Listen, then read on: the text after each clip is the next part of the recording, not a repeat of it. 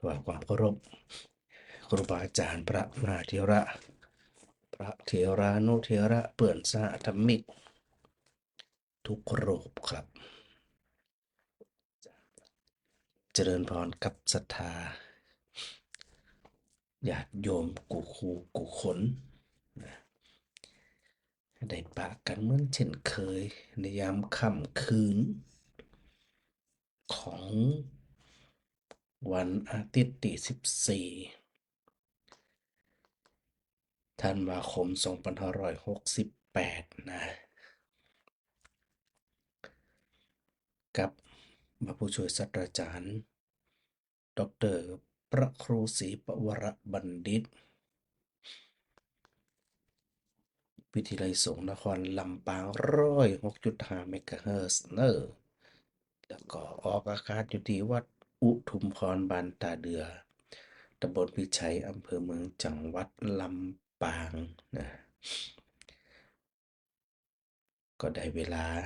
ที่เราจะมาสนทนาธรรมยามดึกๆเนาะสถานเนาะได้นำสาระธรรมมาอุมาจากกันเนาะอันใดที่จะเป็นประโยชน์นะเป็นการฉลองศรัทธาเป็นการเจริญสติสัมปชัญญะนะเป็นการเพิ่มพูน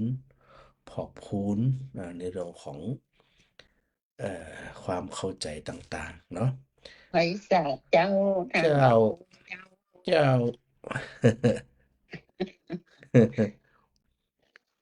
ไม่ว่าบ่มาวันนี้ มันไปไหนอ่ะเจ้าห้ามปฏิการที่เป็นแต่เป็นว่าไปมาถึงวันถึงวันเนอะม่วนกะนี่ มาถึงวันอีก ถ้าได้อู้คนละก็ม่วนแน่ฟังแต่เสียงบ่ได้ กะ แต่ม่วนนะ กะมันม่วนตาได้อูนี่กะ แต่ อั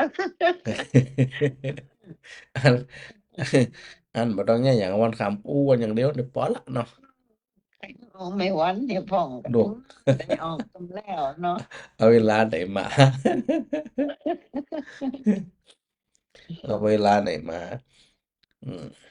การมันจึงนั่น หนาวก็เจ้า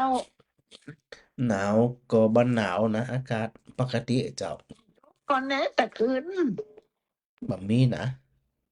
มันแม่ตกหนา บ่มีนะเจ้า เปียกดินบ้านเปียกหมด มันก็บ่เจอว่าตกเป็นนี่นะมันมาเป็นเหมยยังเหนียวจักจันนี่แน่ อ๋อถ้าจะอันถ้าจะมีอยู่ถ้าจะอันนะ เอามันเจอว่าตกเสียเสียนะ เจ้าเดี๋ยวมันดึงมาให้หมด เนี่ย เดี๋ยวมันดึงมาให้หมดอืม ทำนี้ไม่แรงแล้วกันเนาะ นั่นแหละก็เดี๋ยวก็มาหำหลอก อ๋อ เป็นหน้าของเปิ่นเนาะว่าไปตามนั้นอืมเจ้าดีละ แม่ก็สบายดีนะ เจ้าสวัสดีเจ้า สาธุด้วยเน้อ เจ้า สาธุเจ้า ผู้เขาพักผ่อนให้ปองเด้อ เดี๋ยวก็มาแล้วการนี่ก็พักผ่อนนะเจ้า จำยังแล้วบันไดนี่ก็ แล้วสักเที่ยงแล้ว แล้ จ้ะ วสักเตือที่พระเจ้าว่านะกะอันวัฏสงสารนั้นมาประสิ้นสุดสักเตือว่าไปตามนั้นนะเนาะ แม่ว่าแม่นึกมันนี่ว่าเอ๊ะวังนี่มันได้มานี่เป็นปีแล้วมันได้ยินเสียงน้องอันนั้นน่ะ อ๋อนอกวันชนะ น้อ โอ้ ง เปิ่นเป็นบ่าวละเปิ่นเป็นบ่าวละเปิ่นเฮียนหนังสือนอกวันชนะเปิ่นเฮียนหนังสือ เดี๋ยววันดีคืนเดียวเลยจะอันบอกออกอากาศวันก่อน ต้องมันอะไรแล้วกัน ยังเจ้าเป็นมัธยมอยู่เนาะเดี๋ยวจะได้ก็ได้เดี๋ยวจะได้บอกเนอะ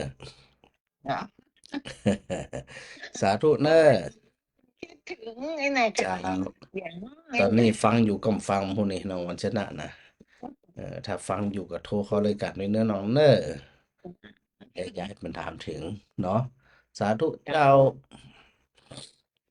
สาธุเจ้าเจ้า ฮัลโหลอืม เดี๋ยว ฮะ ไอ้หยังจมหยังบ่เดี๋ยวนี้ฮะ ติดคำติดเนี่ยมัน ติได้ยินกับได้ยินอ๋อ ได้ยิน เออได้ยินนี่ติดละ ใส่กันได้เลยครับ กะ เออ อายุเท่าใดเดือนนี้120กะ ซีโฟกของมันแล้ว โอ้ย76น้อยเดียวอะน่ะเจ็ดหนัก น้อยเดียวแหละ อืม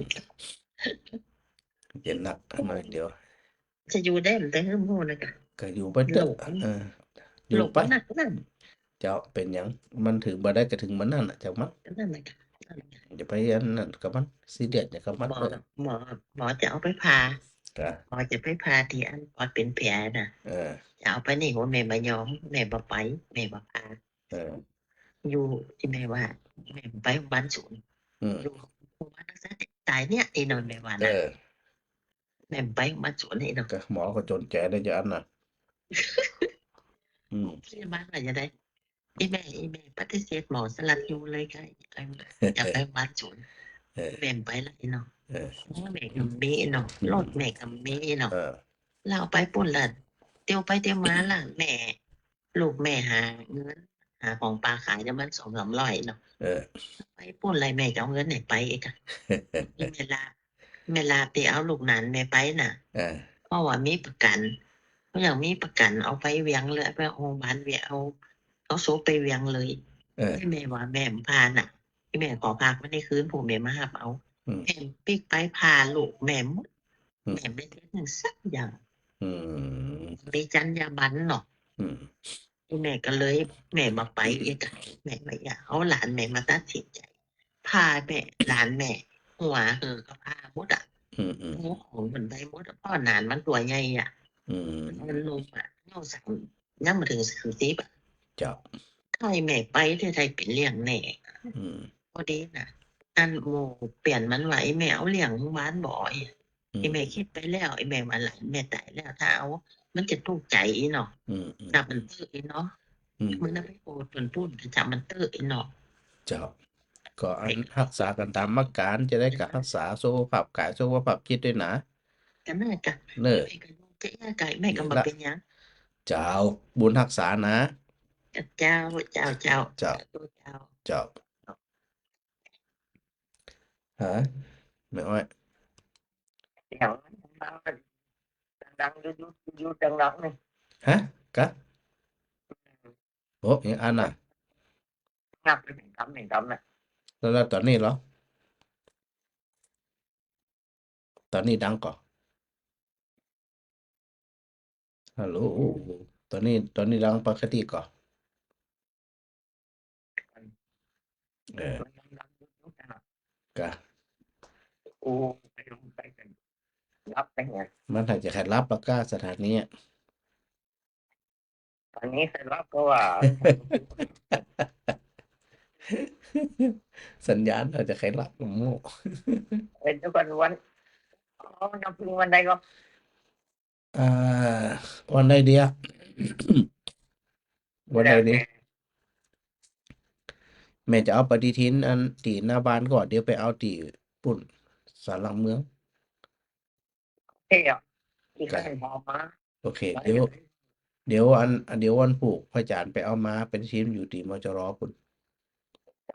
จะอาจจะเป็นวันฮื้อนะแม่เนอะ เจ้า เจ้า เจ้าสาธุเจ้า ตอนนี้เป็นจะได้ผ่องสถาสัญญาณนะเจ้าแมงมาลี เจ้าทันพ่อครูเจ้า เจ้าสัญญาณบดีกะ สัญญาณบดีนะเจ้านี่ห้อยเทปเก่าออกล่ะ ฮะ ห้อยเทปเก่าออกก็ว่าจะได้ เดี๋ยวเนอะเป็นเสียงเทปเก่ากะฮะ ฮะ ตัวไม้นะแม่นี่นะออกประเดี๋ยวนี้อ่ะ เจ้าตะกี้มันอันตะกี้แม่เนี่ยก็แม่จันเนี่ยก็ ไม่จันดี เจ้าแม่จันดีก็อู้ซ้ำกัน อ๋อแต่ตอนนี้โอเคยังอ่ะแต่มันเป็นตัวไม้นะนี่นะ แม่อ้อยอยู่อ่ะเดินละทานพระครูอูกับอันเป็นสเจอกับโยมแม่ละกันในส่วนในวิทยุอูกับแม่อ้อยนะเจ้า อ๋อแสดงว่าอันก็ สัญญาณมันดีเลย์เจ้า เจ้า อืม อืม เดี๋ยวพระอาจารย์ดูก่อนหน่อย เดี๋ยวนี้อูก็ไม่อ้อยนะเจ้าก ะ เจ้า มันเป็นอย่างมันอัน ในวิทยุอูก็ไม่อ้อยแต่พระ กะ อาจารย์พระครูอูไม่จะเจอกับโยมแม่เจ้า อืม อืม อืม มันจะได้มัน โยมแม่พิมพ์ไลน์ไปหาว่าวิทยุมันดับเปิดอีน่ะ อ๋อพระอาจารย์ไม่ได้อ่าน อืม ตะกี้น่ะนะ กะเดี๋ยวรอมสักหน่อยเดี๋ยวมันน่าจะดีขึ้นแล้วก็ไหม เดี๋ยวนี้โยมแม่ออกแล้วเจ้าโยมแม่เอาละ อ๋อ เป็นปกติอะไรยังหูนี่เนาะคือคิดว่ามันน่าจะเป็น ปกติเติบลงมาแล้วครับ เฟซบุ๊กของท่านพระครูมันมีปัญหานะ2-3 วันนี้มันจะออกแล้วก็เวลาศรัทธาอูก็บ่ค่อยได้ยินนะเจ้า อืม แหละ จะได้ดีนี่ มันจะออกระดับหายนะแต่ถ้าเสียงพระอาจารย์นี่จะชัดเจน กะ แต่แต่ถ้าโยมแม่โทรหามันจะอูระดับเปิดอีเนี่ยเจ้า เนี่ยจะได้ที่นี่ อืม เนี่ยอันแม่สมจิตบนว่า ชัดเจนดีบันฟอนต์ อืมแล้วอย่างที่ดีนะ บันฟอนต์มันเขาชัดเจนดีนะ เจ้า อืม ตอนนี้เสียงโยมแม่ออกแล้วเจ้า จ้ะ เจ้า เดี๋ยวเป็นหยังก็ค่อยปรับไปประมาณ20 ปีก็น่าจะปกติแล้วไหม แต่นั่นเนาะแล้วก็เป็นอย่างพูดแล้วโยมแม่ก็มาคิดเป็นกังวลว่าเดี๋ยววันแม้งั้นน่ะก็สถานีวิทยุย้ายไปอยู่ที่ไหนบันไดบ่ฮู้บ่ได้โยมแม่ก็กลัวพระอาจารย์บ่ได้ออก เป็นอย่างเดี๋ยวพระอาจารย์นึงหาวิธีออกวิทยุบ่ได้ก็ออกทีวีก็ได้ออกตู้เย็นก็ได้ เอาตู้เย็นแล้วโยมแม่จะย้ายไปไหน ออกตู้เย็นออกพัดลมไป เที่จะต้องไปรบกวนไปหาวัดอุทัยไปกราบไหว้สนทนาธรรมบ่อยๆกันค่ะ จ้ะเดี๋ยวเรากำลังอยู่ในช่วงของการปรับอยู่จะ มันต้องมีทุกเดี๋ยวเนาะ เดี๋ยวก็ออกอากาศเหมือนเดิมนั่นแหละ เจ้าเจ้าเจ้า แต่ว่าจะปรับเปลี่ยนจะได้กว่ากำหนึ่งเด้อ เจ้าเจ้า เจ้า ภาพนะ เจ้าสาธุแม่สาธุ เจ้าสาธุสาธุ สา เจ้า ธุเจ้าไม่อ้อยดังยัง ดีแล้วเหรอดีแล้วเหรอ ดีแล้วกะ มายุสบะครับ ดีละขอบคุณจัดหลายดีกันแจ้งผลการรับฟังมามันอาจจะเป็นเพราะ น้องฟัง ไอ้อย่างบ่ฮู้อาจจะเป็นเพราะอันโน้ตบุ๊กของพระอาจารย์ก็ได้เพราะว่าเปิดมาเนี่ยพระอาจารย์บ่เคยปิดเลย เสียงพระอาจารย์นี่มายุดมายันอย่างซะยังอ่ะ กะบ่หยุดบ่หย่อนอีกเออเนาะตัวเจ้านี่จะได้บ่หยุดบ่หย่อนน่ะหยุดให้ห้องนี่เนาะ อ่าอันนี้คนที่เป็นโทรมานี่มันอันนั้นอย่าง เจ้ามันอาจจะดีเลย์อยู่ เดี๋ยวทำสักคำหนึ่งแม่เนิ่นน่าจะดีขึ้นเจ้า ดีอ่ะ โอเคดีละ แม่ยังมันได้ยินซ้ำอย่างซะยังอ่ะ โอเค ได้ยินซ้ำอย่างซะยัง เจ้ามันปรับดีขึ้นละแม่สาธุเน้อ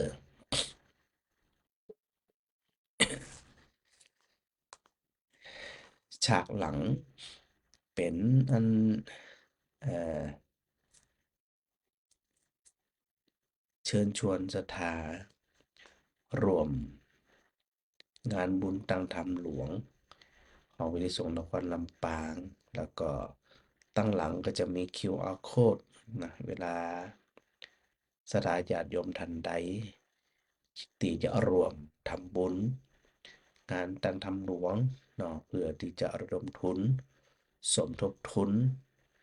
เป็นทุนการศึกษา เป็นทุนในการที่จะขับเคลื่อนในการเรียนการสอนพัฒนาศักยภาพของคณาจารย์ของพระนิสิตของพระสงฆ์องค์เน้นของลูกหลานที่ไปหำไปเฮียนที่วิริสงฆ์นครลำปาง แล้วก็สำคัญในเรื่องหนึ่งก็คือเป็นการสืบสานประเพณีอันดีงามของเฮาชาวพุทธซึ่งในช่วงของปลายปีเขาก็จะมีประเพณีก็คือตั้งธรรมหลวง วิทยุสงฆ์นครลำปางทำมาปีที่22แล้วเด้อ22ละแล้วก็ทำมาเหมือนนักแกมกันนะสถานะอย่าธรรมดานะเนาะแล้วก็ทำทุกปียกเว้นบางปีที่อันเป็นโควิดนะปีนั้นนะนอกนั้นก็ทำกันมาโดยตลอดเป็นที่เอี้ยทำกันมาทุกปีสืบสานธรรมเนียมประเพณีแล้วก็ศรัทธาได้ฟังน้ำฟังธรรมเป็นสไตล์ล้านนา เป็นสไตล์เมืองเหนือเฮาเนาะแล้วก็มีโอกาสได้ปะได้พบกันนะศรัทธาได้หันหน้าหันตาได้อู้ได้จากัน เพราะว่าเวลาฟังจากวิทยุเขาก็ได้ยินแต่เสียงเนาะบ่ได้อันเห็นหน้าเห็นตากันนะแต่ถ้าว่าเรามีโอกาสไปที่อันต่างคำหลวงเนี่ยเนาะสถาก็ได้ปะหน้าปะตาหูจักบักคุณกัน แล้วก็ครูบาอาจารย์ที่ได้ออกอากาศ ก็จะไปอันในงานทางธรรมหลวงกันแทบจะทุกรูปสถานนะไปอันอ่าเฮาว่าเอาไปสืบสารประเพณีเนาะที่เฮาปากันทำกันมาโดยตลอดนี่นะเฮาก็ทำกันแท้นะสถานนะต่างคนต่างทำแล้วก็สถาคือความร่วมมืออย่างอุ่นหนาฟ้าครั่งเช่นเดียวกันเนาะสถานเนาะ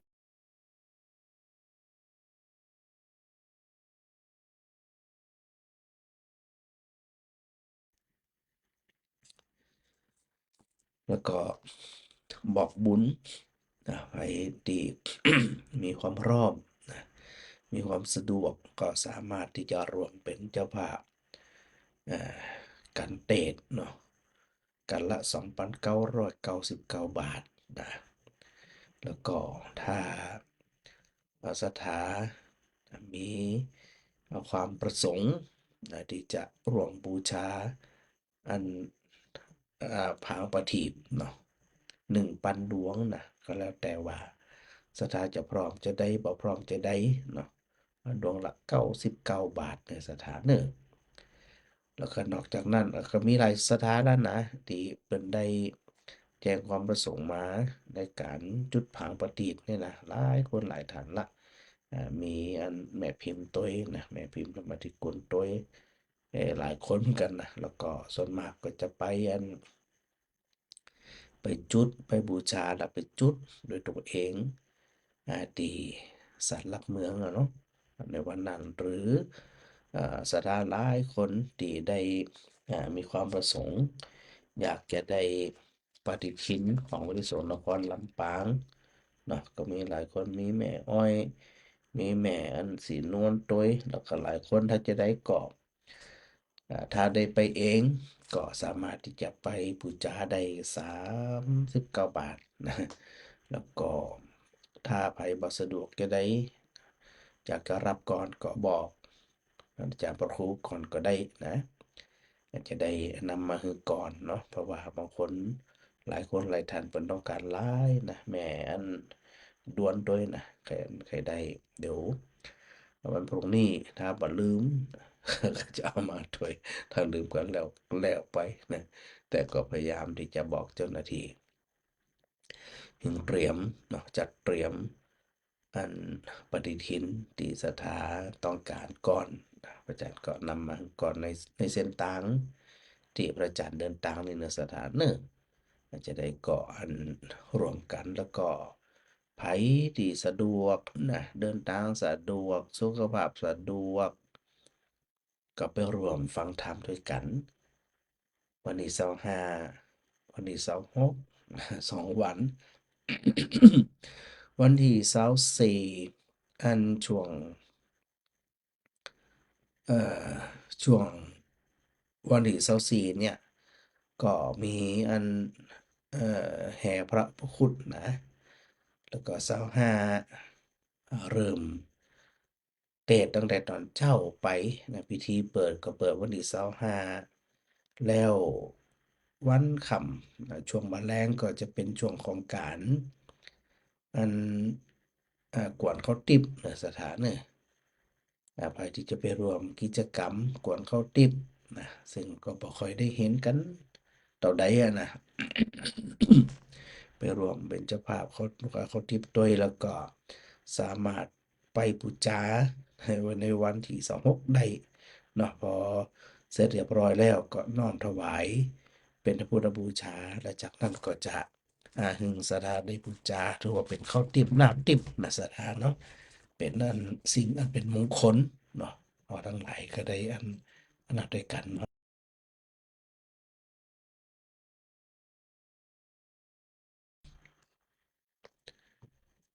แม่พิมพ์ พระอาจารย์เจ้า เจ้า พระอาจารย์เจ้า เจ้าได้ยินว่า อันเอาปฏิทินเอาปฏิทินให้แม่2ใบนะเจ้า ได้เล แล้ว ย เอาฝากอันตุอันโน้นมานะเจ้า ได้เลยเจ้า อ่า เดี๋ยวจัดการ เจ้าเจ้า กลัวอย่างเดียว ไป นะ นะเจ้าก ลัวอย่างเดียวนะลืม ฮะ เจ้าสาธุแม่ เอาฝากตัวอันโน้นมาเด้อ เจ้า เจ้า สาธุเจ้าสาธุเจ้า มันอื่นลืมสิกลัวอย่างนั้น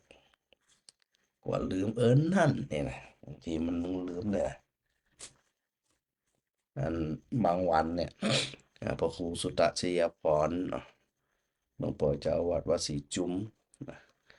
เปิ่นก็บอกอาจารย์เดี๋ยวอันท่านร้องเวลาไปเนี่ยเดี๋ยวติดรถปีกไปด้วยเนอร์จากปุ่นนะจากมจรจากเขาเวียงนะปกติพระอาจารย์ก็จะแวะส่งในตามปลายทางเลยนะ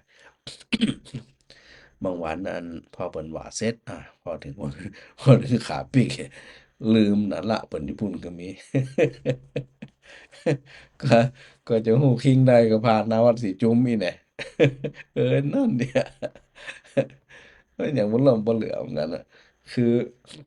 มันจะบ่ฮู้ว่าจะได้น่ะการมันหนักนั่นน่ะสถานน่ะบางทีมันกึดเรื่องนั้นกึดเรื่องนี้ เรื่องนั้นเรื่องนี้เข้ามาแทรกเงี้ยนะมันก็จะไปจะได้แหละทีนี้ ก็เป็นอันเข้าใจกันนะฮะถ้าคนนั้นบ่เข้าใจกันแล้วจะโคตรกันขนาดนักอะถ้าบ่เข้าใจกันนี่นะยังบ่ล่มบ่เหลือขี้จิขี้ทีอะเนาะ อันนี้นี่ลืมสนิทเลยก็มีว่ากันไปนะสถานะเอาละเออในวันนี้เนาะเอาได้วันนี้ช่วงตอนเจ้านะช่วงตอนเจ้าก็มีศรัทธานะแวะเวียนเข้ามารวมทำบุญเนาะร่วมสนทนาธรรมกันก็คือแม่บุญยืนจันทร์สุริยะนะมากับลูกบ่าวหลานบ่าว ถือโอกาสมาถวายเพลตัวยนะวันนี้นะขอโมทนาบุญด้วยเนอแล้วก็ช่วงแรงๆนะปอเสถียรแม่สุนันทาแล้วก็แม่ยุพินสารดอนเนาะก็ได้แวะเวียนเข้ามา ก็ได้อูจาได้สนทนาธรรมกันนะหลายเรื่องหลายประการ คือคนที่เปิ้นฮ้อว่าเป็นผู้ใคร่ในธรรมเนี่ยนะมันถึงจะอิ่มฟังธรรมถึงจะอิ่มเหมือนที่พระพุทธเจ้าได้ทรงตรัสไว้ว่าพระองค์เนี่ยบ่อิ่มอยู่2อย่าง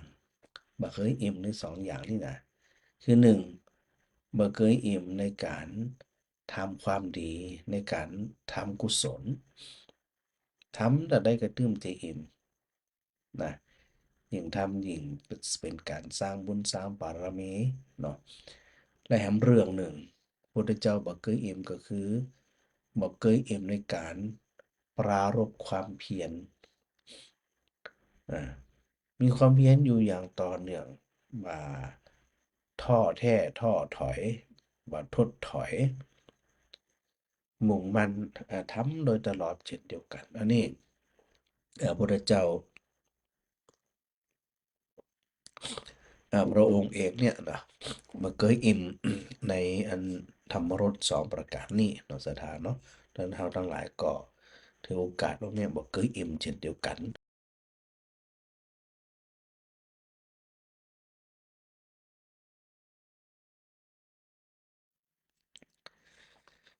แล้วก็การสนทนาธรรมกันเนี่ยเวลาเรา เอ่อมีความคิดเนาะไตร่ตรอง อยากจะเข้าใจในหลักธรรม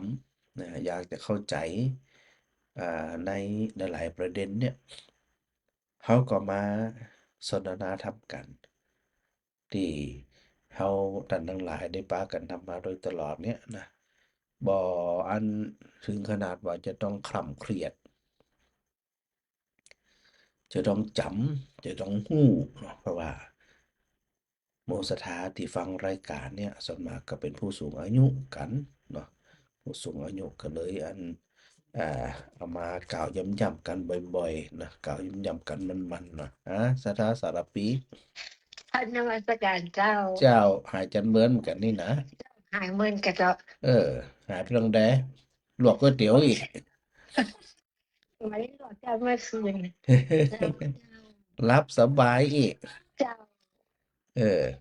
บ่แม่จันดีหวานกันได้อู้แล้วรับสบายอีก เจ้า เออ เขาได้ฟังเขาเคยได้ฟังแล้วแบบได้ฟังมันก่อนวันนี้เราท่าน เนาะมันขาดเนาะแม่เนาะ เจ้า อืมเหมือนกับอันกินแกงมีจ้อนนี่แหละ เจ้าเดี๋ยวแม่ถามว่าไม่ได้จะมาละปุ่น อันมันถึงกูอยากนะว่าจะไปบันไดนี่นะ เจ้า เดี๋ยวจะหาโอกาสไปอ๋อ เจ้า นี่จะโทรหาได้ไหมเนอะ เจ้า เจ้าขอบคุณจัด ส เจ้า การเจ้า เจ้า เจ้า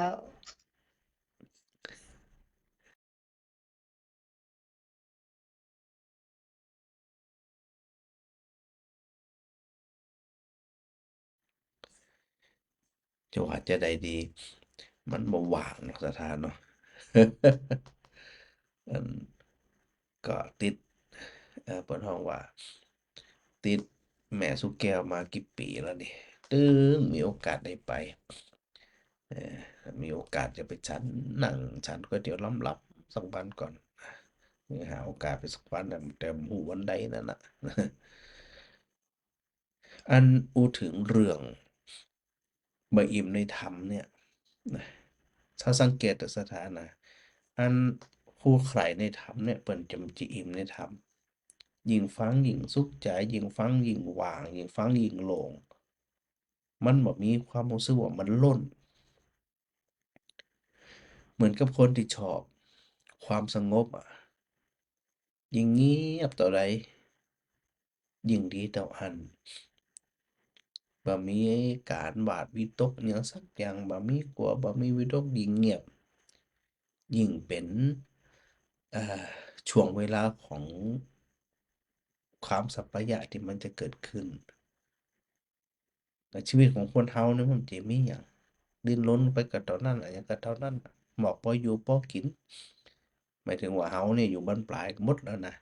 หมอกพยุงร่างกายไปได้เนาะพออาบน้ำได้พอกินข้าวได้พอเดินได้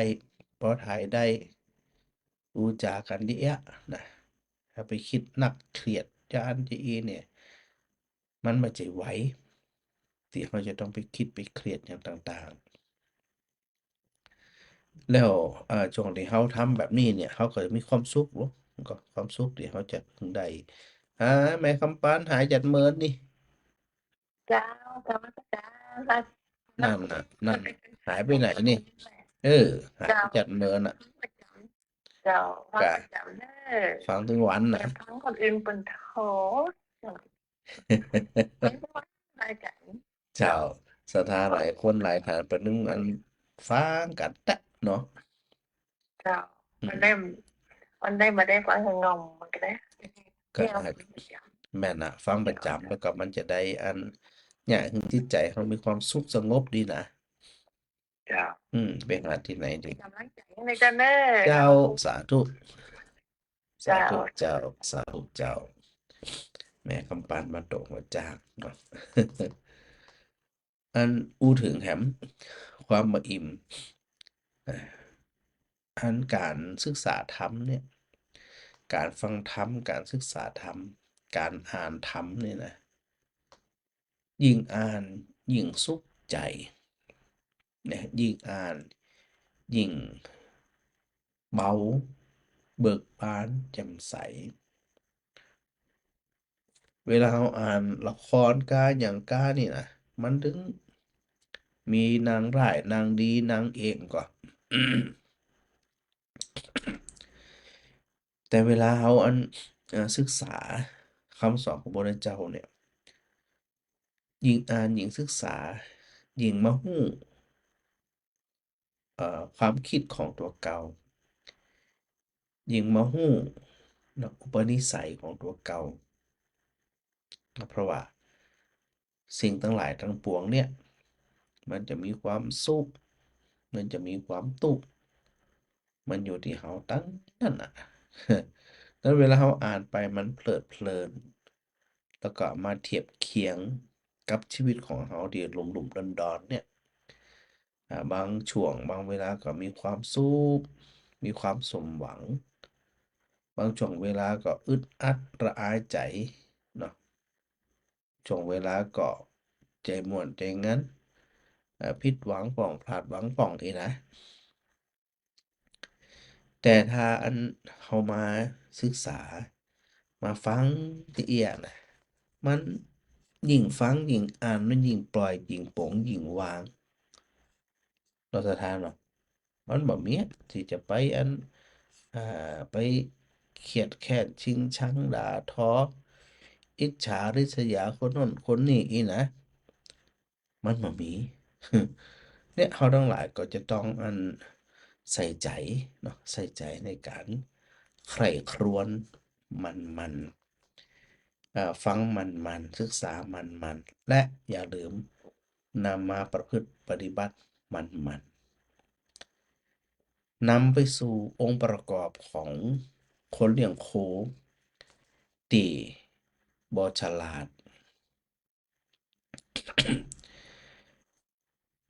แฮมข้อหนึ่งก็คือบ่สมไฟ คนเลี้ยงโคที่บ่มีความฉลาดยิ่งเลี้ยงไปก็ยิ่งเจ๊งยิ่งเลี้ยงไปก็ยิ่งเสียหาย เพราะหยังเพราะบ่รู้จักการสุมไฟนะ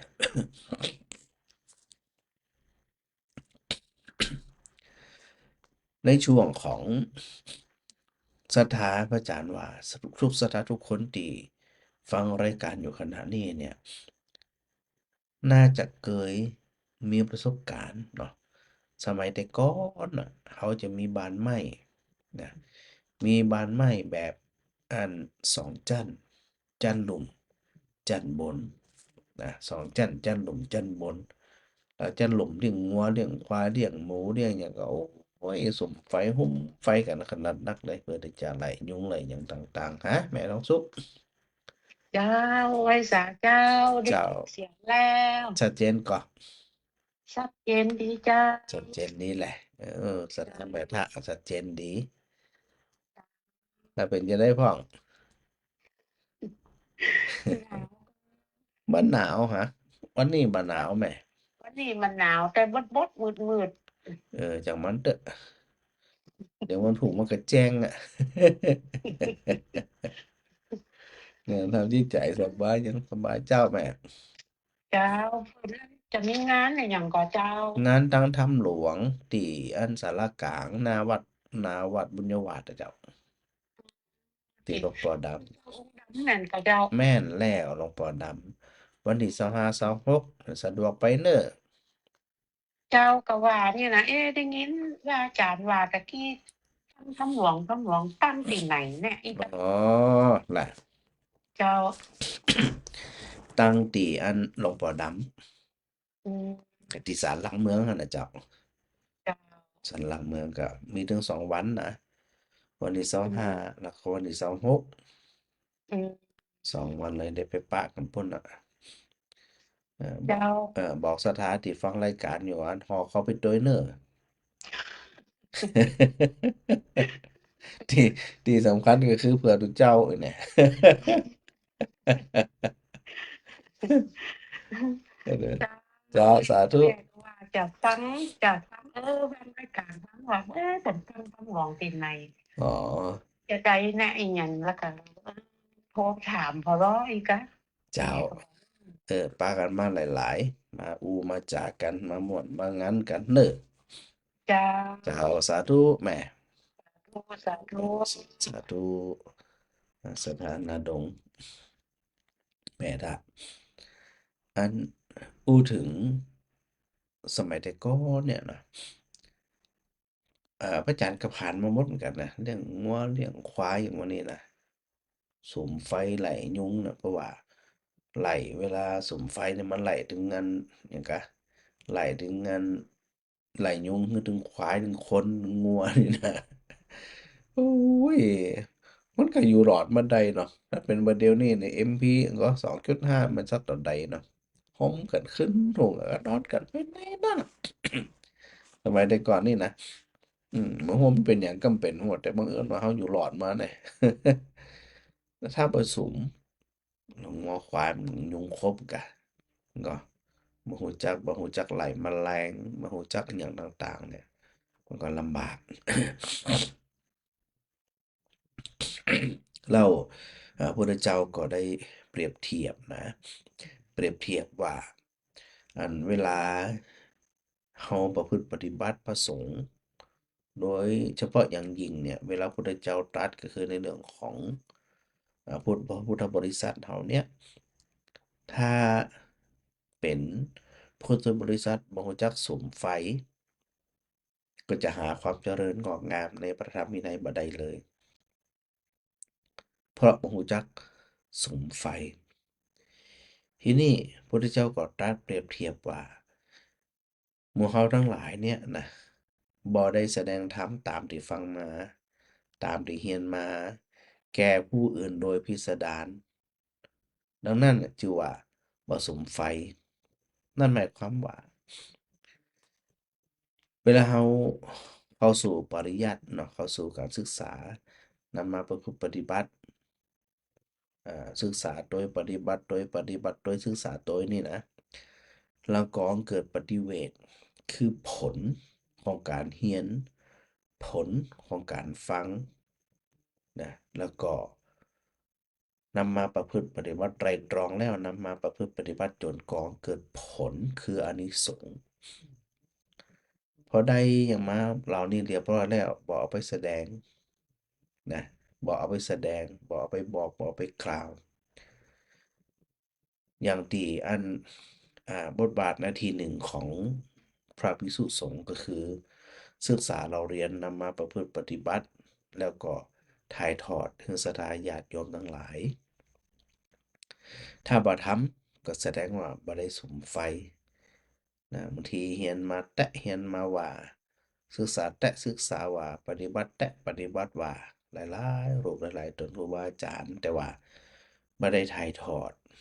บ่ได้อธิบายให้ศรัทธาได้เข้าใจเนาะมันก็เลยเอ่อเพิ่นฮ้องว่าเสียของเนาะศรัทธาเนาะเสียของบ่มีความรู้มีความเข้าใจในการประพฤติปฏิบัตินี่นะ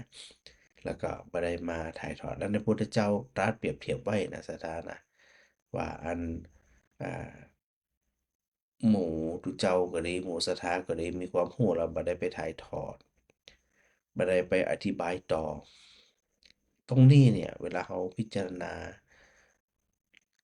หลายๆตลบเนี่ยเราก็จะหันว่า เวลาเราอันศึกษาปฏิบัติเนี่ยมันก็จะต้องแบบตรงไปตรงมาตามหลักของพระธรรมวินัย ถ้าว่าจะอ่านต่อของเขาสอนไปสมมุติว่าสอนไปผิดเพี้ยนศรัทธาฟังมาก็ผิดเพี้ยน มันก็ส่งผลที่คนเปิดอยากรับต่อมาเนี่ยมันก็จึงบ่ได้ผล แล้วก็มีบางกรณีมีบางคนบางท่านเนี่ยนะศรัทธานะไปประพฤติปฏิบัติธรรม โดยบ่เข้าใจเอ่อจุดสูงสุดของการประพฤติปฏิบัติธรรม ก็เค้นเอาอยู่หั่นน่ะยึดถือเอายึดมั่นถือมั่นเอากอดรัดฟัดเหวี่ยงเอา มันก็ยิ่งไปกันใหญ่ บางคนเนี่ยพอมีศรัทธาแต่ว่ามีปัญญา มันก่อให้เกิดการลุ่มหลงนะลุ่มหลง แล้วเนี่ยคือสติสตังค์ฟั่นเฟือนไปก็มีจำนวนบ่น้อยเหมือนกัน เพราะว่านักด้วยศรัทธาแต่บ่ได้มีอันปัญญาเข้ามาแก้ จะไปลืมนะการเข้าสู่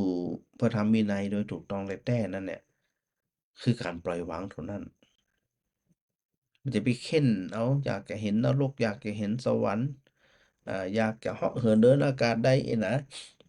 คือจุดมุ่งหมายของข้าละหรือว่าทำไปแล้วเนี่ยจะได้จริงคือคนอื่นเขาเริ่อมใส่ศรัทธาเขาชื่นชมเขานะโอ้ยถ้าจะอันเนี่ยมันเหมือนกับส่วนต่างกับพระพุทธเจ้าที่ว่ายิ่งปฏิบัติยิ่งต้องบ่ได้อะหยังก็คือปล่อยวางอะแต่ถ้าอันใส่ใจสนใจหยังต่างๆนะยากนะยากไอ้ความอยากทั้งหลายเหล่านี้เนี่ยมันเป็นตัวสมุทัยซึ่งก่อให้เกิดความทุกข์แน่นอนนะบางคนบางท่านเนาะอันแบกหมอนแบกศาสตร์แบกทุกสิ่งทุกอย่าง ไปในสำนักไปในวัดที่ตัวเองคิดว่าตัวเองนั้นถูกต้องแล้วเนี่ยมีความเลื่อมใสศรัทธาอย่างแรงกล้าเนี่ยแต่พอไปแล้วมันควบคุมตัวเองบ่ได้มันจะมันจะเคว้งนะในสภาพจิตเนี่ยพระพุทธเจ้าบอกว่าการศึกษาจิตการเข้าใจจิตการรู้จิตเนี่ยมันจะต้องรู้อันพฤติกรรมของตัวเก่ารู้วาระจิตของตัวเก่า ซึ่งแต่ละคนมันรู้เท่านั้นน่ะแต่เพียงแค่ว่ามันจะใส่ใจในการรู้หรือไม่ว่าเราต้องการอะหยังเนี่ยที่พระอาจารย์ได้บอกอยู่เสมอว่าโอ้เป็นเจ้าอาวาสนะจะได้บ่ฮักวัดฮักวาบ่หวงวัดหวงวานะบางคนก็บอกว่าอันเป็นเจ้าอาวาสเป็นดูเจ้าก็อยู่วัดวันค่ำคืนหุ้งกะไปไหนไปได้หยังเนี่ยพระอาจารย์ก็เลยบอกว่าจะเอาที่อีกนะ ในความเป็นจริงของชีวิตเนี่ยบ่มีไผห่วงไปได้ตลอดหรอกต่อให้เราห่วงสมมุติว่าเป็นเจ้าอาวาสห่วงวัดห่วงวาไปยุ่งหยังก็บ่ได้เป็นเดือดเป็นแค้นเป็นโคตรเป็นงั้น ก็เฝ้าอยู่แต่ในวัดเป็นผู้สมเฝ้าทรัพย์นี่นะทำดีเต็มที่ถามว่าพอตัวเองตายไปวัดไปโดยกำไปมันก็สืบต่อรุ่นต่อไปรุ่นต่อไปทำได้เฉพาะตัวเองทำได้ แต่ขออย่างเดียวอะอยู่คณะอยู่มีหน้าที่มีบทบาทอยู่ทำเต็มกำลังคำว่าเต็มกำลังมันเหมือนมีประมาณนะสถานะความรู้ความสามารถกำใจเหมือนกันบุญบารมีที่สร้างมาแต่ละรูปแต่ละตนกำใจเหมือนกันเขาจะไปเอาอันตนนั้นมาเทียบกับตนนี้ไปเทียบกับตนนั้นอย่าได้ทำเพราะว่ามันเป็นปัจจตังมันเป็นความเฉพาะของแต่ละรูปแต่ละตนศรัทธาก็เช่นเดียวกันนะบางทีไปเถียงกันหิ้มตายทะเลาะกันหิ้มตายด้วยเรื่องบางเรื่องนิดหน่อยเข้าใจว่าตัวเองจะครอบครองอยู่ตลอดภพตลอดชาติ หลายภพหลายชาติที่ตัวเองทะเลาะกันสุดท้ายมีไผพอไผฮะห่วงหิ้มตายทะเลาะหิ้มตายสุดท้ายก็ไปคนเดียวล่องๆนั่นน่ะทรัพย์สมบัติอย่างต่างๆที่เคยทะเลาะเบาะแว้งกันมันไปโดยมันซั่วเรื่องบางเรื่องปล่อยได้ปล่อยเรื่องบางเรื่องวางได้วางเขาจะไปเอาบางสิ่งนั้นสิ่งนี้เนี่ยมาเป็นตัวหน่วงให้ใจเขาเนี่ยอ่ามีความยึดมั่นถือมั่นปล่อยได้ก็ปล่อยทิ้งได้ก็ทิ้งวางได้ก็วางบางสิ่งบางอย่างเพราะว่าแต่ละคนแต่ละท่านเนี่ยก็จะต้องบอกว่าอาจจะมีความเจตนามีเจตนาความปรารถนาดีมาเต่ากันก็ได้ ปรารถนาดีน้อยปรารถนาดีหนักมันเหมือนกันดังนั้นเนี่ยเวลาเขามาอยู่ บทบาทหน้าที่ของแต่ละตนแต่ละคนเนาะทำตามกำลังได้เลยนะถูกใจพ้องบ่ถูกใจพ้องก็นี่จะได้มาเนาะพุทธเจ้าก็ตรัสในเรื่องโลกธรรมแล้วเนาะแต่ถ้าหากว่าเฮาอ่าถูกใจก็สุขใจไปเซินๆย่นย่อไปอันไหนบ่ถูกใจคนนั้นบ่ถูกใจก็ด่าไปว่าไปนินทาไป แสดงว่าเฮาบ่ได้เข้าใจในเรื่องของโลกธรรมที่พระพุทธองค์ได้บอกของเขาทั้งหลายว่าตราบใดก็ตามที่เฮายังเวียนว่ายตายเกิดมาเป็นคนเนี่ยสารพัดสารเพที่มันจะกระหน่ำเข้ามา คนบางคนนิ่งเฉย คนบางคนปล่อยวาง คนบางคนเปิ่นอุ้ยเป็นเดือนเป็นแค้นสถานะถ้าสถาวางกีอีมุมมองกีอีเนี่ยสถานะเข้าใจและอย่างเข้าใจแบบมีความสุขด้วยเนี่ยเขาก็ต้องเข้าใจแบบนี้ทำหน้าที่แบบนี้เนาะอย่างสถาญาติโยมเนี่ยว่าเฉพาะเจ้าเท่านั้นนะสถาญาติโยมก็เช่นเดียวกันเวลาเข้าใจประพฤติปฏิบัติ มีความสุขตามอัตภาพของตัวเองมีโอกาสได้อธิบายก็อธิบาย แต่สิ่งสำคัญก็คือทำตัวเองเป็นตัวอย่าง ว่ามีความนักแน่นแค่ไหนใจกว้างแค่ไหน ใจกว้างก็คือบ่คิดเล็กคิดน้อยบ่คิดทีอย่างซุบซิบนินทาน้อยก็มากึดเอามาว่านะเอาเป็นตัวจุดเป็นก่อ เป็นจุดประเด็นขึ้นมาก่อสุมไฟขึ้นมามันก็ไม่ได้อย่างนั้น แล้วก็มันก็เลยต้องปรับเปลี่ยนพอสมควรนะปรับเปลี่ยนซึ่งอันทุกสิ่งทุกอย่างมันเป็นแบบนี้เหมือนอยู่แล้วดังนั้นเนี่ยในข้อนี้เนาะในสถานทั้งหลายในข้อนี้เนี่ยเปิ่นบอกว่าพุทธเจ้าตรัสว่าอันถ้าคนเลี้ยงโคบ่ฮู้จักการสมไฟไล่หยังไล่อัน ยุงก็ดีหยังก็ดีเนาะที่มากัดงัวฉันใดเฮาทั้งหลายถ้าบ่ฮู้จักสุมไฟสุมไฟเพื่อจะไล่หยังไล่เหล่ากิเลสทั้งหลายไล่ความเห็นแก่ตัวไล่ความโลภความโกรธความหลงออกไปด้วยการสุมไฟก็คือเนี่ยจะได้จะไปช่วยเหลือบอกกล่าวแนะนำคนอื่นอันนี้ตามที่พระพุทธเจ้าได้ทรงตรัสไว้ ในโคปาลกสูตรนะแหม1ข้อน่าจะได้อยู่นะ เรื่องบางเรื่องเนี่ยที่ได้บอกสถานอยู่แล้วนะว่าคำสอนของพระพุทธองค์หรือว่าหลักธรรมเนี่ยนะมันเชื่อมโยงถึงกันได้หมดสถานนะตรงนี้ไปเชื่อมโยงกับตรงโน้นไล่ไปไล่มาสุดท้ายไปสู่จุดเดียวกันก็คือความหลุดพ้นจากหลุดพ้นได้ก็ต่อเมื่อบ่ยึดมั่นถือมั่นเท่านั้นนักสถานะแฮมข้อหนึ่งเนี่ยที่นายโคบาลหรือว่าคนเลี้ยงโคที่บ่ฉลาดเนี่ยมีแต่จะเจ๊งมีแต่จะพินาศอย่างเดียวเพราะอย่าง บ่รู้จักตาน้ำเกิดเพราะก็แล้วกันนะสตาร์ถึงงัวถึงควายเนี่ยมันขาดน้ำจะได้เหรอแต่ถ้าคนเลี้ยงโคบ่รู้จักว่าน้ำอยู่ที่ไหนตรงไหนสะอาดตรงไหนบ่สะอาดนี่นะล้มเหลวพุทธบริษัทจุเจ้าก็ดีศรัทธาก็ดีบ่รู้จักแหล่งน้ำอันเย็นฉ่ำคือหยังพระพุทธเจ้าบอกว่าภิกษุในพระธรรมวินัยนี้ เข้าไปหาภิกษุผู้ที่เป็นพหูสูตรคือมีความรู้นะเป็นผู้ชำนาญในนิกายต่างๆเป็นผู้ทรงธรรมทรงวินัยทรงมาธิกาตามเวลาอันควรแต่ก็บ่เคยไปหาบ่เคยสอบถามบ่เคยไต่ถามถึง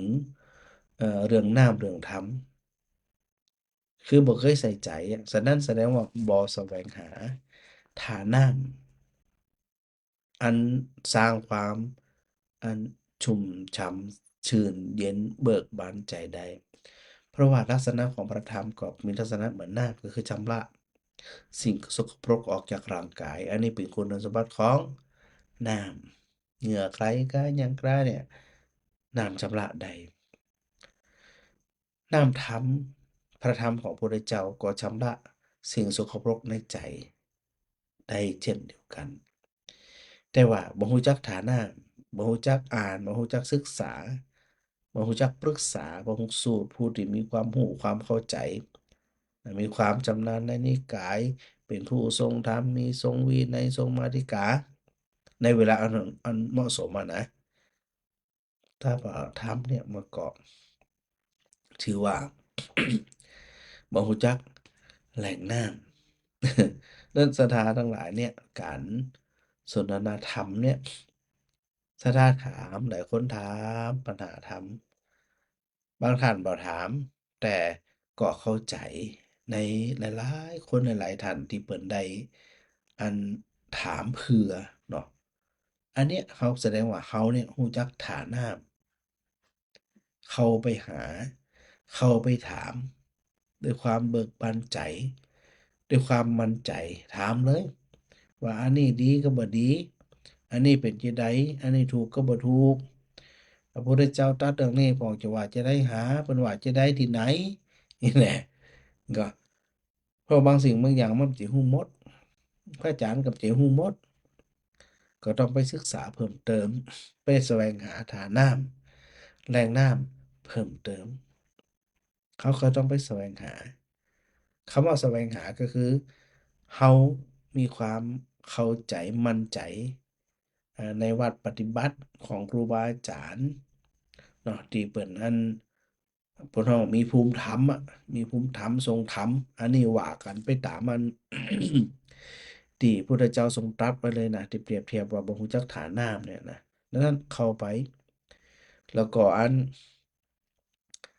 เข้าไปถามเลยนะว่าอัน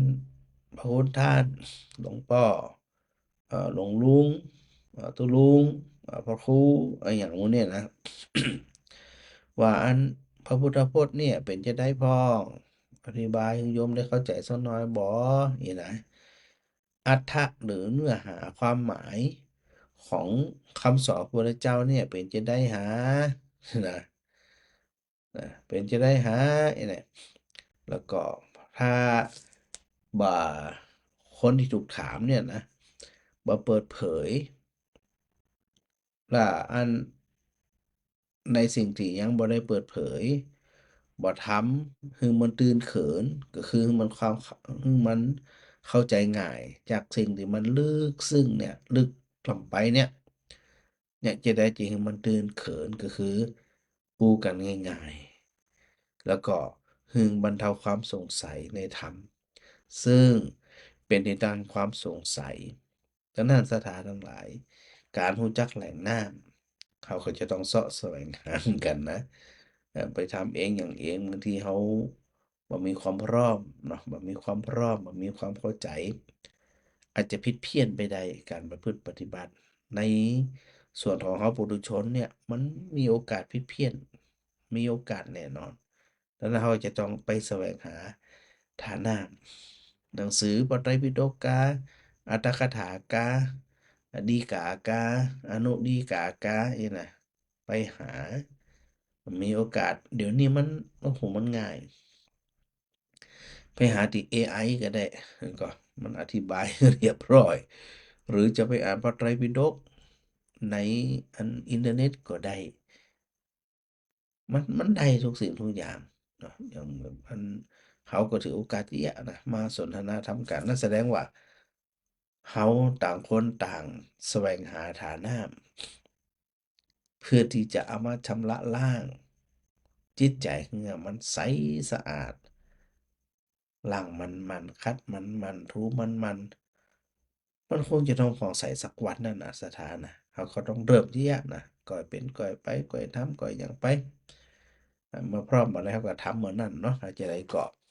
ฝากสถาญาติโยมอันนี้ได้วันนี้ได้กี่ข้อล่ะ2ข้อ เดี๋ยวก็มันยังบ่จบสินะ เดี๋ยววันต่อๆไปก็ว่ากันแหมเนาะเพื่อที่จะปรับความรู้ความเข้าใจของหมู่เฮากูครูกูคนเช่นเดียวกันนะวันนี้บ่แน่ใจว่าในอัน Facebook ของพระอาจารย์อาจมีปัญหาเนาะสถานะเพราะว่าจากที่พระอาจารย์ดูที่สถาได้พิมพ์ข้อความมาเนี่ย มันบ่ค่อยขึ้นขึ้นอยู่คนเดียวก็คือของอันแม่สมจิตอินทรวิจิตรคนเดียวนอกนั้นบ่ขึ้น ก็ว่าบ่มีไผพิมพ์มาบ่ฮู้นะ แต่พระอาจารย์เข้าใจว่าน่าจะเป็นเพราะทาง Facebook ของพระอาจารย์อาจจะกระตุกหรือว่ามีปัญหาก็เป็นหยังเนาะสถานเนาะ ไปตามเหตุตามปัจจัยอย่าไปลืมนะ วันที่25-26นี่ มหาวิทยาลัยมหาจุฬาลงกรณราชวิทยาลัย วิทยาลัยสงฆ์นครลำปาง หรือว่ามจร.ลำปาง จะตั้งธรรมหลวง ครั้งที่22หรือว่าปีที่22ที่หลวงพ่อดำหรือว่าศาลหลักเมืองหรือว่าหน้าวัดบุญญวาสวิหาร เริ่มตั้งแต่ตอนเจ้าไปเลยนะ ตอนเจ้าวันที่25-26จริงๆแล้วเริ่มตั้งแต่วันที่24ละในการอาราธนาพระพุทธคุณนะจากปุ่นจากตาน้ำวัดเจียงไฮ้ปุ่นแล้วก็เดินอัญเชิญเดินแห่อาราธนาพระพุทธคุณนะจากตาน้ำมาแล้วก็ผ่านมาที่อัน5 แยกหอนาฬิกา ก็มาทางถนนบุญยวาทเนาะว่าที่หน้าวัดสวนดอกเรื่อยมา แล้วก็นิมนต์เปิดมาประจำงานตีอันประรำพิธีที่วัดอันที่อันศาลหลักเมืองขนาดนะ เดี๋ยวเขาไปปะกันปุ่นเนาะสถานเนาะไปหาไปปะไปหยังกันปุ่นเด้อฮะแม่สมมาลีมันบดีแหละ วันนัดประกาศครั้งที่2เจ้า เจ้า อันมันคืนกันนะที่ของ Facebook ของเจ้าแม่ที่มีคนนั่นนี่นั่นน่ะเจ้า ของพระอาจารย์บ่ขึ้นเลยเจ้า หลายอยู่นัดอยู่เจ้าที่พิมพ์ไปสาธุพระอาจารย์ กะ อันนี้พระอาจารย์พอแล้วบ่ขึ้นเลย โอ้ยเป็นอย่างมัน จังมันเถอะ กราบอนุโมทนาสาธุกับนัก สาธุ แล้วก็ธรรมะของพระเจ้าของพุทธองค์บ่เคยอิ่มเลยเจ้า แม่ เติมสิอิ่มเจ้าอ่านเถอะฟังไปเถอะมันยิ่งอ่านยิ่งเบายิ่งอ่านยิ่งว่าง สุขใจ ทุกข์ใจเจ้า เจ้า มันบ่ได้เบียดเบียนไผบ่ไปหยังไผ เจ้า ใส่ใจเอาเถอะครับ ทั้งพ่อครูนี่ก็ยิ่งมีความสุขและเดียวได้แล้วน่ะจะ รับสบายทิ้งทุกสิ่งทุกอย่าง อันนี้เป็นอานิสงส์เนาะ เจ้าจะได้กระบุญรักษาเน้อ ท่านมันเจ้าฮกเจ้าแม่พระครูอันบุญญาเขตวัดเจ้าวัดวัดศพไหลเป็นจังปฏิทินน่ะโยมแม่จะไปเอามาให้เปิด อ๋อ เด้อ ได้เลยแม่ได้เลย ได้เลย เจ้าสาธุเจ้า สาธุเจ้า สาธุจุดหลวง เจ้า หายไปไหนนี่ เจ้าท่านพระครู ฮะหายไปไหนนี่ อยู่บ้านเนี่ย ครั ไป บ ทำบุญกินตันไปทุกปีเดี๋ยว25 26อ่ะหลวงพ่อละหลวงพ่อตรงหมู่ปงไตปงเนี่ย นั่นแหละลมพ้นแล้วแหละไปป้ากัน1-2 วันคำไปนะ จ้า อื มื ม อไว้ก่อนเด้อ มือไว้ก่อนนี่ ไปเอามือไว้ก่อนเด้อ ได้เลย หลวงอยู่ใต้น้ำท่วมกำแพงล่ม อืม นี่ไปเข้าลูกขโมยวันที่27ธันวา อ๋อธันวานี่ก็ต่อกันเลยกัน เนาะตอนท่านพระครู ต่อ อ๋อปฏิบัติธรรมมันมกราพุ่นแหมวันที่12ถึงวันที่12ถึง21เจ้า น้อยนี่ว่ามาโจนกันตักกัน อันนี้ยังประจนเด้อแหมประจนเด้อ มาโจนเดี๋ยวแหละก็วันนี้แล้วตั้ง เป็นทางพระครูนี่มันเด็กตักเลยแม่แก้วมาเจอเราวันนี้เขาตักกับเราวันนี้วันนี้นะ วันนี้ก็ งั้นเขาดำกันนั่งนะก่อนอย่ากินอย่าตามนี่ เป็นอย่างว่า มีมันก็กับมี จะได้มันทุกคนที่เกิดมาก็ตายทุกคนหมดอ่ะ ตายทุกคนนะ นั่นว่าวันที่17นี่แม่ก็คิดจะออกเดินทางไป กราบพระบรมศพ อ๋อสาธุสาธุ หน้าบน อืม ล้อเก้าก็ได้ไปกราบแล้วนะตอนนี้ผู้ช่วยสุขมาศนะ อ๋อจาก ก็จัดไปผมได้ไปนะผู้ช่วยผู้ใหญ่ อืม เรียกแม่บอกที่ อ๋อ โอบาลสองคนไปเนี่ย ดีละดีละ บุญหม้อยเนาะ เนี่ยมันบตรงกัน จะอีกับดึงบ่ได้หักมาอีกนะไปดังได้บ่ฮู้นะ จาก จะสู้นะ เป็นอย่าง แล้ นั้น วนี่ก็ไปทำบุญที่ยากะ อืมดี ก็ไม่ ละ ได้อยากจัดกัน จัดหยาใจจุ่มจุ่ม ชุ่มแม่แกจะไปไหนบ่ได้แล้วน่ะจะชุ่ม เป็นอย่างเดียวอันเดี๋ยวอันให้ลูกสาวอันโยมเป็นสีเอามาขวางละไว้วัดนี้สักคืนหนึ่งก็ได้ สี่ขา เสียขา ไม่ยังไม่ต้องว่ากันเจ้า เจ้าเจ้า ที่นี่ตั้งแต่ลูกบ่าวที่เป็นตำรวจเป็นครูประจำให้อย่างค่ะแม่ก็เนาะข้าก็รบกวนเพิ่นนี่ อืม แค่ฟุกฟังห้ากรรมอยู่นี่ เป็นอย่างนั้น จริง เดี๋ยวเราพูดรักษาเนอะแม่เนอะ เจ้า เจ้าสาธุ เตรียมของวันแล้วเจ้า เจ้า เจ้า อืมศรัทธาแต่ละคนเนี่ยโอ้ยเป็นแฟนพันธุ์แท้แต่นะถึงบันละบันลืมบันนั่นกันเลยอ่ะนะ รวมกันกูครูคนเจ้าแม่อันมาไร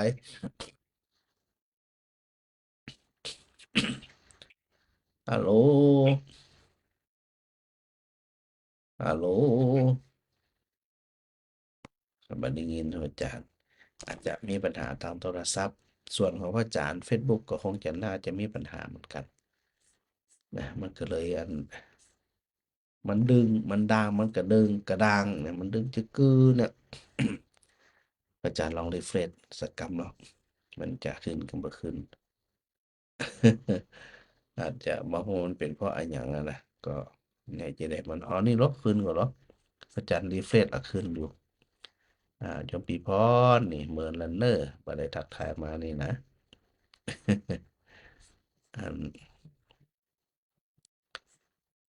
ไอแม่อรพินใจแก้วนี่หันละขึ้นมาละแม่สมจิตนะอันปอยงยุทธเนาะนี่แล้วก็ให้แฮม วันนี้2โรงทานมันฟอนเป็นโจ๊กหมูโจ๊กไข่นี่ปะกันแน่นอนทั้งแม่พิสมัยสีเสร็จสีเทพทำโรงนะนั่นพระครูพระเจนีหักษาสงครามเนอนะแล้วก็พี่สาวพี่บัวคำพี่ชัยวงศ์ตยแม่อรำไพตยแม่สมจิตนิมนต์พระอาจารย์ทุกรูปทุกองค์นะเจ้านะไปแน่นอนนะ มันไม่บอดอกอิสุ